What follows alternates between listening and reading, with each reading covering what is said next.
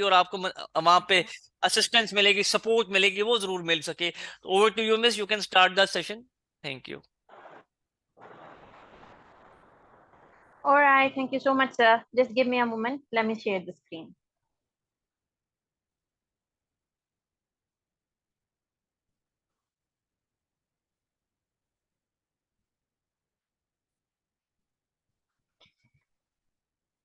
अस्सलाम वालेकुम रहमतुल्लाहि व बरकातुहू। बच्चों, उम्मीद है आप लोग ईमान और सेहत की बेहतरीन हालत में होंगे। अपना लेक्चर स्टार्ट करते हैं। सबसे पहले हम अपनी जो है आउटलाइन को देख लेते हैं कि हमारी आउटलाइन क्या है, हमने कोर्स में क्या कुछ पढ़ना है। पहले एक शॉर्ट नोटिस पे आपको एक चीज क्लियर कर दूंगी, स्पोकन के कोर्स में हम क्या क्या पढ़ेंगे। स्पोकन के कोर्स में देखो बेटा, हम सिर्फ ये नहीं पढ़ेंगे कि हमने मुंह बिगाड़ बिगाड़ के इंग्लिश किस तरह बोल लेनी है, बल्कि हम ये भी देखेंगे कि इस कॉन्टेक्स्ट में हमने इंग्लिश किस तरह बोलनी है। क्या इंग्लिश बोलने के कुछ सर्टन रूल्स हैं जिन्हें हम फॉलो करते हैं। क्या हम प्रोफेशनल हैं तो प्रोफेशनल लैंग्वेज अलहदा है, घर की लैंग्वेज अलहदा है। ये सारी चीजें जो हैं, इन्हें हम आज की क्लास में डिस्कस करेंगे। फर्स्ट हमारा जो लेक्चर है वो इंट्रोडक्शन टू योर कोर्स है। इंट्रोडक्शन क्यों देते हैं? ताकि आपको पता हो कि क्या आपने इस कोर्स को ज्वाइन करना है या ज्वाइन नहीं करना, या आप इस कोर्स को पढ़ोगे तो इसके एम्स एंड ऑब्जेक्टिव्स क्या होंगे, क्या चीजें आप इसमें सीखोगे। ठीक है। अच्छा, अब हम अपने नेक्स्ट लेक्चर को देखते हैं। हमारा नेक्स्ट लेक्चर जो है उसका फोकस क्या है? That is pronunciation. प्रोनाउंसिएशन क्या है? साउंड्स ऑफ अल्फाबेट्स जो हैं उन्हें हम प्रोनाउंसिएशन कहते हैं। फॉर एग्जाम्पल, एक वर्ड आप कह लो मिल्क है। ठीक है, मिल्क है, तो एम का क्या साउंड है, आई का क्या साउंड है, एल का क्या साउंड है और खे का क्या साउंड है, कि उनके पर्टिकुलर साउंड्स क्या हैं। उन्हें हम फिर हम टंग ट्विस्टर्स पढ़ेंगे। टंग ट्विस्टर्स क्या होते हैं? टंग ट्विस्टर्स कुछ ऐसे जुमले हैं, कुछ ऐसे सेंटेंस। Alright, thank you. अच्छा बच्चों, फिर अगली चीज हम देखेंगे कि टंग ट्विस्टर्स क्या हैं। कुछ ऐसे जुमले हैं जिन्हें हमने कहा है कि फ्लुएंट, इन्हें हम सीख लें तो हमें इंग्लिश फ्लुएंटली बोलनी आ जाती है, या आपकी झिझक कम करने के लिए ये कुछ सेंटेंसेस बनाए हैं ग्रामेरियंस ने, जिन्हें आप पढ़ते हो बार बार तो आपकी प्रैक्टिस हो जाती है। Then we will see formal ways of spoken English. What are the formal ways? As I told you earlier, they are two types of setting. One is formal, that is your office, that is your classroom, that can be your workplace, but and the informal one is your house, your friend circle, and so many other things. So then we will study self introduction part 2, as we will study part 1 in lecture number 1, which is today. Then the lecture number 3 is all about English communication. We will study parts of speech, which is, all of you know, that is a part of grammar, then tongue twisters, then formal ways of spoken English, how to say welcome, and then your pronunciation exercise, which will be sounds of words. And when we will make your WhatsApp group, you will submit your sound exercises there in order to enhance your pronunciation, and so I can check your progress. After that, in lecture number 4, our focus will be on grammar in use. We will study parts of speech in depth. We will study noun, pronoun, verb, and their use in spoken English. Why use in spoken English is compulsory? Because we have to understand how we can use this thing or this word in a certain setting. After that, we will study next set of tongue twisters. Then informal ways of spoken communication, we will study how to accept something in a formal manner, or what are the different ways to say yes. Formal ways हम क्यों पढ़ते हैं? What is the purpose? And देखो, we are not native speakers. English is not our mother language, so we have to know different ways to say same thing. For example, if Ma'am Amara will send me your class link, I'll reply, thank you, ma'am.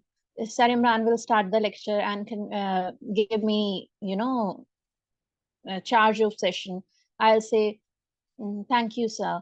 Or someone of you will wish me good luck, so I'll say thank you. तो वो कितना बुरा लगेगा. So we have to learn a lot of ways कि एक बात हम कितने different तरीकों में कह सकते हैं. Then the the practice of sounds of words. Then our lecture number 5 is all about English grammar in use. We will study parts of speech, adjective, adverb, and preposition, and their use in English language. After that, we will study introduction to the tenses. And in formal ways of spoken English, we will study how to say no. And then pronunciation practice will also own sounds of words. In lecture number 6, we will study conjunctions and interjunctions, prefix and suffix, and how we can ask for permission. After that, we will study what are the careers as a good communicator. If you are good in English language, if you are good in any language, which career you can choose as your future. Then we will study a freelancing platform Fiverr. So ये नहीं है कि spoken English सीख के आप freelancing नहीं कर सकते, स्पोकन इंग्लिश सीख के आप पैसे नहीं कमा सकते. So there are so many services as well. फिर हम pronunciation practice में switch कर जाएंगे उन dialogues.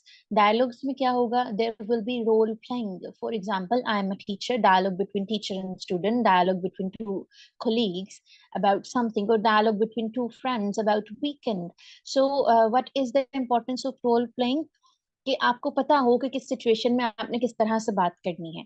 Then lecture number 7 is all about tenses and freelancing.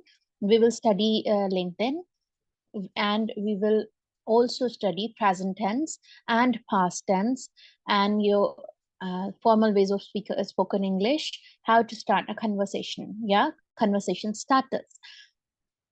In lecture number 8, our focus will again on tenses and freelancing. All right, students, there is an ambiguity and there is a misconception. आपको कहा जाता है कि जो अंग्रेज जब English बोलते हैं तो वो टेंसेस का ख्याल नहीं रखते, जबकि ऐसा बिल्कुल भी नहीं है. जब वो भी इंग्लिश बोलते हैं वो टेंसेस का ख्याल रखते हैं. हाँ, उन्हें सोच सोच के क्यों नहीं बोलना पड़ता है, क्योंकि इंग्लिश उनकी मदर लैंग्वेज है. जैसे उर्दू हम बोलते हैं तो हमें सोच के नहीं बोलनी पड़ती. क्यों? क्योंकि उर्दू हमारी मदर लैंग्वेज है. पंजाबी हम बोलते हैं, पंजाबी हमें सोच के नहीं बोलनी पड़ती. क्यों? क्योंकि वो हमारी मदर लैंग्वेज है. Then we will study future tense and formal ways of spoken English में हम देखेंगे how to end a conversation in positive note. Then auxiliaries in English language, and after that two famous platforms, Amazon and YouTube, and your pronunciation practice will be via dialogues. In lecture number 9, our focus will be on vocabulary building. Vocabulary building क्या है कि हम words किस तरह से words को gate कर सकते हैं, कौन से लफ्ज कहाँ यूज हो सकते हैं. And then type of sentences, कि टेंसेस और सेंटेंसेस में क्या फर्क है. टेंस है कि वर्ब की बेस पे जुमलों को सेग्रीगेट कर दिया गया है कि ये प्रेजेंट है, ये पास्ट है, या फ्यूचर है. वर्ब क्या है? वर्ब बेटा टाइम को बताता है कि what is time. if something is happening, what is the time. और types of sentences क्या है? types of sentences ये हैं कि अब past, present और future तो हो गया, लेकिन अब हमें ये भी तो देखना है ना कि क्या वो किसी ने हमसे सवाल पूछा था, किसी ने हमारी बात को नहीं कहा था, किसी ने हमारी बात को एक्सेप्ट किया था. ठीक है, ओके. फिर हम देखेंगे कि स्ट्रेटजीज क्या है, न्यू वर्ड्स हम किस तरह से सीखते हैं, सिनोनिम्स और एंटोनिम्स क्या हैं, और formal ways of spoken English में हम देखेंगे कि हम सैडनेस को किस तरह शो कर सकते हैं. और फिर हमारा जो है प्रोनाउंसिएशन प्रैक्टिस जो होगी वो वाया डायलॉग्स होगी. इन lecture number 10 we will study 3 modules of IELTS: listening, reading and speaking. Obviously we are studying speaking.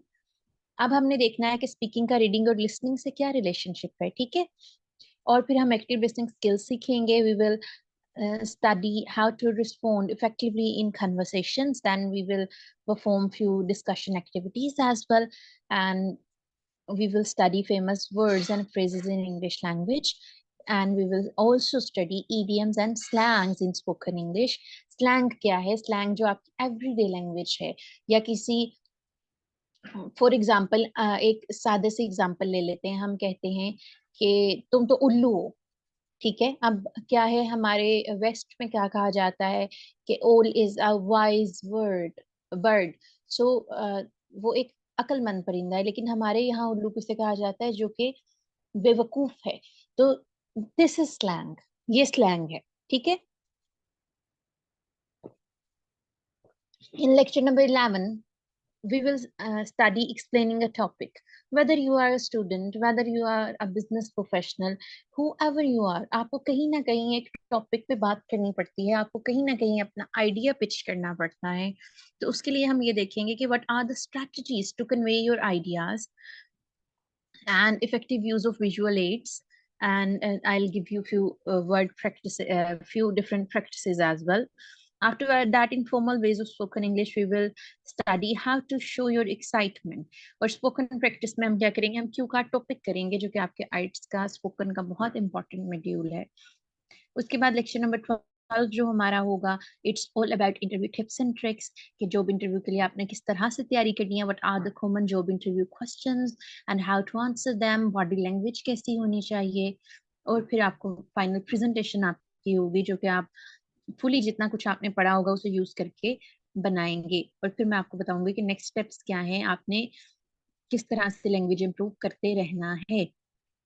अच्छा, अब क्या है कि ये तो 12 लेक्चर है, हमारा कोर्स तो 15 लेक्चर का है.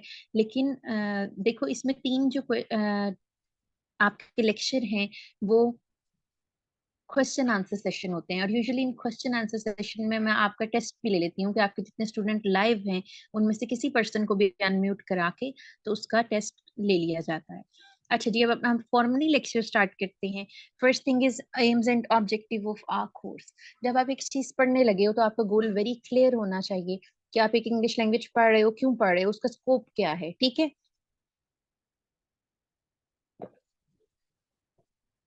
इंग्लिश दुनिया में सबसे ज्यादा बोली जाने वाली जबान है.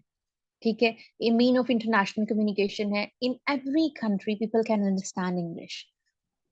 अब वो जब सबको इंग्लिश आती होगी तो उसका फायदा क्या होगा, आप डिफरेंट डाइवर्स बैकग्राउंड के लोगों से बात कर सकते हैं, आपकी बिजनेस अपॉर्चुनिटीज ओपन हो जाती हैं. फॉर एग्जांपल, आप सिर्फ उर्दू बोलते हैं तो आप पाकिस्तान के लोगों से कम्युनिकेट कर सकते हैं, ज्यादा से ज्यादा इंडिया वालों को थोड़ी बहुत उर्दू समझ आ जाती है. तो आपका सर्कल क्या होगा, आपका सर्कल बड़ा कंजेस्टेड सा रहता है. और लेकिन क्या है, जब आप इंग्लिश भी सीख लेते हो तो दुनिया में 7 अरब लोगों को आप जो है रीच कर सकते हो. करियर एडवांसमेंट आती है. देखो बेटा, मल्टीनेशनल कंपनीज का अगर आप खोलो, उनकी कोई भी लिंक्डइन पे जाके जॉब देखें तो वो पहली उनकी ये शर्त होती है, you have to be very efficient in both verbal and written English communication.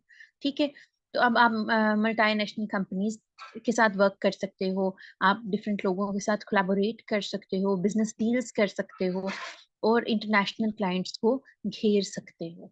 Higher education opportunities आप देखते हैं, जैसे आजकल आपको पता है कि यू ग्रेड ओपन है जिसमें फोर्थ और सिक्स सेमेस्टर, सेकेंड और सिक्स फोर्थ सेमेस्टर के बच्चे अप्लाई कर सकते हैं. फिर आपका फुल ब्राइट आ जाता है, CSG आ जाते हैं, कोरियन गवर्नमेंट स्कॉलरशिप आ जाता है. वहाँ आपसे जो सारी चीजें पूछी जाती हैं वो इंग्लिश लैंग्वेज में पूछी जाती हैं. और आपका जो इंटरव्यू होता है वो भी इंटरनेशनल इंग्लिश लैंग्वेज में होता है इंटरनेशनल यूनिवर्सिटीज में. सो आप क्या करते हो, जब आप प्रोफिशिएंट होते हो तो आप उन चीजों को अचीव कर सकते हो. फिर कल्चरल एक्सचेंज की बात करते हैं. देखो, अब जिस तरह आप लिटरेचर में अगर वर्क कर रहे हो, फॉर एग्जांपल मैं एक राइटर हूँ, अब मुझे इंग्लिश लैंग्वेज आती है तो मैं अपनी बुक लिखूंगी तो वो सिर्फ पाकिस्तान के लोग नहीं पढ़ेंगे, बल्कि अगर वो इंग्लिश लैंग्वेज में है तो कल दूसरे कल्चर के लोग भी पढ़ेंगे और वो हमारे कल्चर के बारे में जानेंगे. For example, in few days मेरी एक बुक पब्लिश होने जा रही है, that is on self development. अगर मैं उसे उर्दू में पब्लिश करती तो कितने लोग पढ़ सकते थे, लेकिन क्या है वो अब इंग्लिश में पब्लिश है तो वो अमेजोन पे भी चली जाएगी. कोशिश करूंगी मैं वो गुड रीड्स पे भी चली जाए, तो मेरी ऑडियंस क्या होगी, इंक्रीज हो जाएगी. इंटरनेट एंड टेक्नोलॉजी, आपको पता है कि आपका जो डिजिटल लैंडस्केप है उसकी लैंग्वेज क्या है, इंग्लिश. हमारी कोई भी वेबसाइट है, कुछ भी है, सोशल मीडिया प्लेटफॉर्म्स हैं, आपके रिसोर्सेज हैं, आपके गूगल के एल्गोरिदम्स हैं, वो किस लैंग्वेज पे चलते हैं, इंग्लिश लैंग्वेज पे चलते हैं. सो जब आपको इंग्लिश लैंग्वेज आ जाती है तो आप इन रिसोर्सेज का बेटर तरीके से इस्तेमाल कर सकते हो. ट्रैवल और टूरिज्म एक बहुत बड़ी फ्यूचर में आने वाली इंडस्ट्री है, जिसमें आप लोग डिफरेंट जगहों पे लोग आते हैं, आप एज अ गाइड कर सकते हो, आप अपना व्लॉग्स बना सकते हो और आप लोग देख सकते हो कि अनफेमिलियर इन्वायरमेंट्स में आपने किस तरह इजीली कोप करना है अगर आप फॉरेन किसी कंट्री में जा रहे हैं. पर्सनल डेवलपमेंट आती है बेटा, जो इंग्लिश लैंग्वेज है वो आपकी सॉफ्ट स्किल है. पहले हमेशा एक लफ्ज हम इस्तेमाल करते हैं कि हमारी जो कम्युनिकेशन है वो एक सॉफ्ट स्किल है।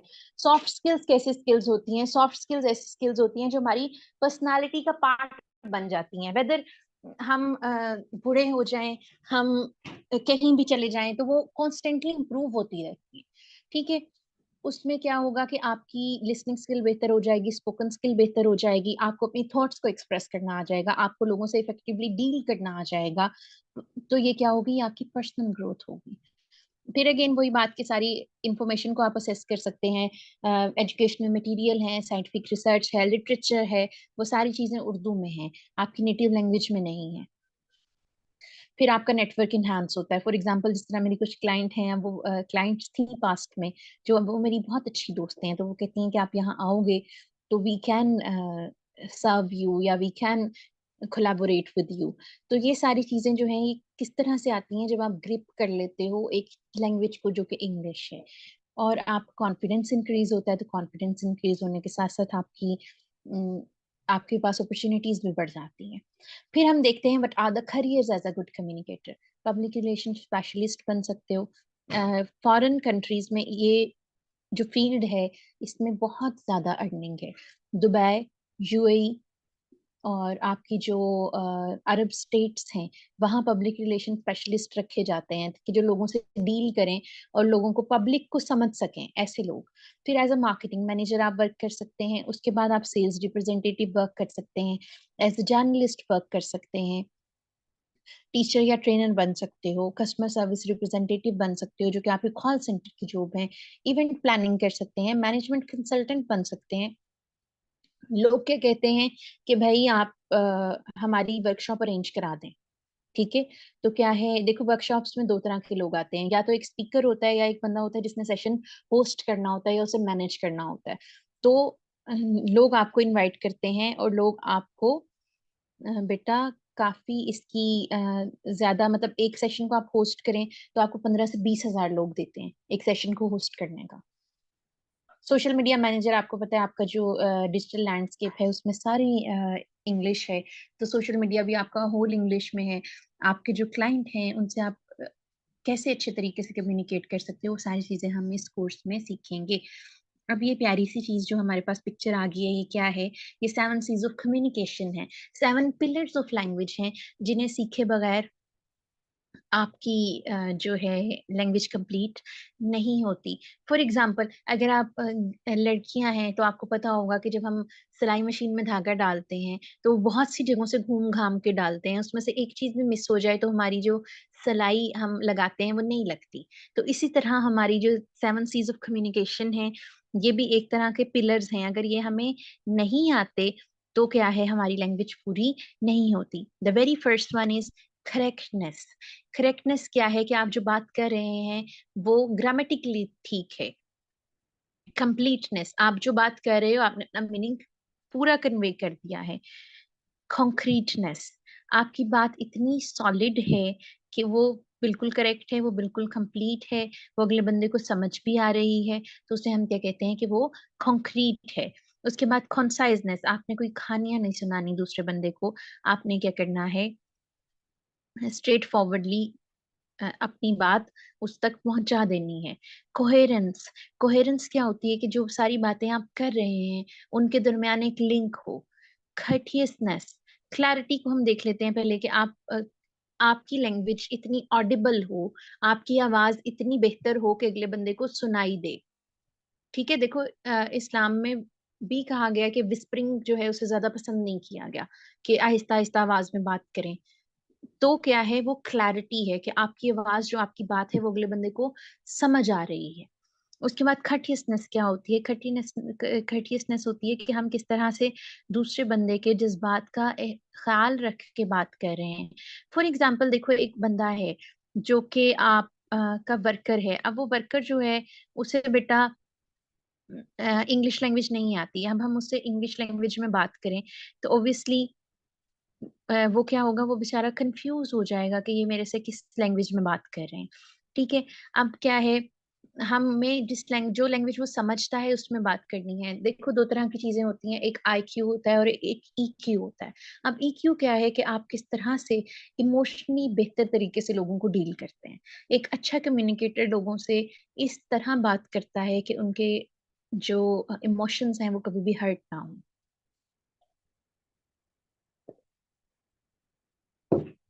ओके जी, नेक्स्ट चीज अब हम देखते हैं। नेक्स्ट चीज क्या है? नेक्स्ट चीज है आपका सेल्फ इंट्रोडक्शन का पार्ट 1। सेल्फ इंट्रोडक्शन कराने की क्या जरूरत पड़ती है? सेल्फ इंट्रोडक्शन क्या है कि आप अपने बारे में बताते हो कि भाई मैं कौन हूँ, मैं क्या हूँ, मैं क्या करता हूँ।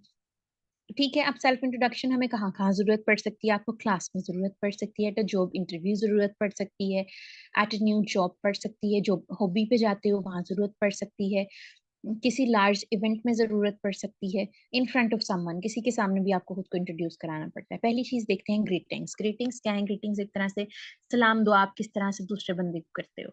अच्छा, पाकिस्तान में क्या है? हम कहते हैं अस्सलाम वालेकुम, आप कैसे हैं। अब क्या है, हमें एक ऐसी ग्रीटिंग की जरूरत होती है जो कि किसी भी रिलीजन से बाउंड ना हो, जो किसी भी कल्चरल बैकग्राउंड से बाउंड ना हो, जो किसी भी पॉलिटिकल व्यू से बाउंड ना हो।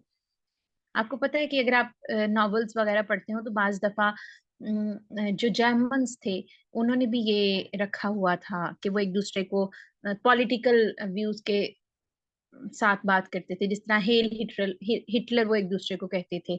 या जो है फलस्तीन वाले हैं वो एक दूसरे को कहते हैं हयात बर फलस्तीन, वो आगे से कहते हैं मर्ग बर इसराइल। तो ये ग्रीटिंग्स जो हैं ये रिलीजियस पॉलिटिकल बैकग्राउंड से रिलेट करती हैं। सो हमें एक ऐसी ग्रीटिंग चाहिए जो कि जर्नल हो, कि हमें अगले बंदे का मजहब नहीं पता, हमें अगले बंदे के पॉलिटिकल व्यूज नहीं पता, तो हमने क्या एक ग्रीटिंग यूज करनी है, दैट इज हेलो। ठीक है। अब क्या है, अगर एक बंदा आपको हेलो कह रहा है तो उसके आंसर में आपने उसे हाय नहीं कहना, आपने उसके आंसर में भी उसे हेलो ही कहना है। फिर क्या है, good morning, good afternoon, good evening और गुड डे आ जाता है। गुड मॉर्निंग हम कब से कब तक कहते हैं? सुबह 5 बजे से लेकर दोपहर 12 बजे तक हम गुड मॉर्निंग कहते हैं। उसके बाद हम गुड आफ्टरनून कहते हैं शाम 5 बजे तक, सर्दियों में 4 बजे तक। गुड नून क्यों नहीं कहते? क्योंकि नून का स्पैन जो है वो बहुत कम है। जैसा कि जो हम कहते हैं ना जवाल का वक्त है, 12 बजे के बाद कुरान पाक नहीं पढ़ना, ये जवाल का टाइम है। ठीक है। तो क्या है, वो वक्त जो है वो नून का स्पैन है और वो बड़ा कम सा होता है, 10 से 15 मिनट का। सो इसलिए हम गुड आफ्टरनून ही यूज करते हैं। फिर गुड इवनिंग, जब तक आपने सोना नहीं है, आप अपने क्लाइंट को ईमेल लिखनी है, आपने उससे वीडियो कॉल पे बात करनी है, तो आप उसे क्या कहेंगे? गुड इवनिंग ही कहेंगे। और गुड डे कहाँ यूज होता है? ऑस्ट्रेलिया वाले good morning, good afternoon, good evening की जगह गुड डे यूज करते हैं। फिर गुड नाइट क्या है? गुड नाइट एक end of conversation, conversation ender है। गुड नाइट का मतलब है भाई आपने गुड नाइट कह दिया, बस अब हम सोने लगे हैं। वैसे तो हम एक दूसरे को गुड नाइट कह के भी उसके बाद आधा घंटा 2 घंटे बातें करते रहते हैं, लेकिन इनफॉर्मल इंग्लिश गुड नाइट का मतलब है कि अब I am no longer available. उसके बाद अब देखो, सारी जिंदगी तो हमने ऑफिस में नहीं गुजार देनी, तो हमारी कुछ इनफॉर्मल कन्वर्सेशंस भी हैं जिसमें हाय, हे, व्हाट्सअप, है या व्हाट्स गुड, ये सारी अमेरिकन है। ये आप अपनी इनफॉर्मल कन्वर्सेशन में यूज कर सकते हो अपने अ, जो है आपके फ्रेंड्स, आपकी फैमिली, उनके साथ यूज कर सकते हो। अच्छा, इनका एक और पर्पस भी है। ये जो इनफॉर्मल कन्वर्सेशंस हैं ये पता है आपको कहाँ काम आती हैं? ये काम आती हैं जब आप एड कॉपी लिखते हो। हमने ईमेल लिखनी है तो उसमें हमने हेलो ही लिखना है, hello this is this person या आई एम दिस पर्सन, मेरा पर्पस ये है। लेकिन जब आप एड कॉपी लिखते हो सोशल मीडिया की, ये कॉपी राइटिंग करते हो, उसके अंदर आपकी इनफॉर्मल ग्रीटिंग आती है। हे ऑथर्स या हे फूड लवर्स। ठीक है।